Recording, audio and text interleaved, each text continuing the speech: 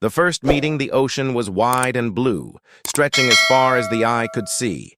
Waves rolled gently across the surface, carrying with them whispers of adventure. Far to the south, where the air was cool and the snow touched the edges of the sea, a small penguin chick waddled along the icy shore. His name was Pip. Pip was curious, more curious than any other chick in his colony. While the other young penguins huddled close to their parents, safe from the cold wind, Pip often wandered to the edge of the ice. He would look out at the water, tilting his head, wondering what lived beneath the waves. "Don't go too far," his mother always warned. "The sea is big, and it holds both friends and dangers." But Pip's heart was full of questions. Every morning, when the sun painted the horizon in pink and gold, he told himself he would only peek at the water. And every morning, he went a little further. On this particular morning, something unusual happened. Pip heard a sound he had never heard before. It was soft, like a hum, mixed with the splash of water. Curious as always, he waddled closer. There, just beyond the edge of the ice, a shiny head popped up from the water. Two large, kind eyes blinked at him. The creature had smooth gray skin and long whiskers. Pip's heart skipped. A seal. Pip had seen seals before, but always from far away. The elders of the colony often warned, "Be careful, some seals are hunters, some may harm us." But this seal looked different. Instead of sharp movements, she moved slowly, gently, as if she didn't want to scare him. "Hello?" Pip chirped nervously. To his surprise, the seal tilted her head and made a soft bark, almost like a laugh. Pip's little chest puffed with excitement. You're not scary?"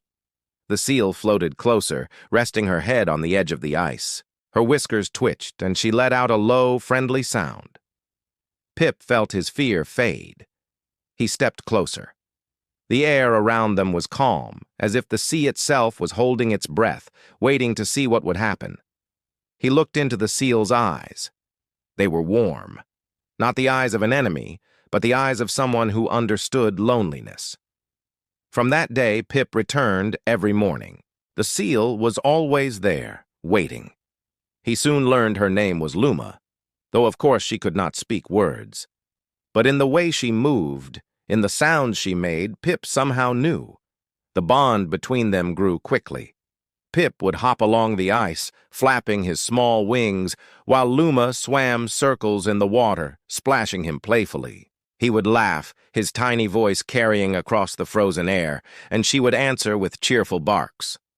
Their friendship became a secret treasure. Pip told no one, not even his mother. He knew the others might not understand. Yet in Luma's presence, he felt stronger, braver, more alive. Suspense rises one morning. Dark clouds gathered over the horizon. The sea turned restless, waves striking harder against the ice. Pip waddled nervously to the shore, hoping Luma would still come. She did, but this time her eyes held worry. She barked sharply, diving under the water, then resurfacing quickly. Pip tilted his head, confused. Suddenly he noticed a shadow beneath the waves, large, moving fast. Pip froze. Luma barked louder, circling near the ice. She slapped her tail on the water, trying to warn him. The shadow grew closer. Then, with a terrifying speed, a sleek body shot out of the water, a leopard seal, the predator of penguins. Pip's heart pounded. He stumbled backward on the ice, flapping his tiny wings helplessly. The leopard seal's sharp teeth flashed as it lunged toward him, but before it could reach, Luma darted in front. She let out a loud, echoing cry, placing herself between Pip and the danger. The predator snapped at her, but Luma twisted gracefully, leading it away from the ice. Her body moved like a silver streak in the water, fast and determined. Pip could only watch, trembling, as the two seals clashed in the dark waves. The water churned violently, splashes shot into the air.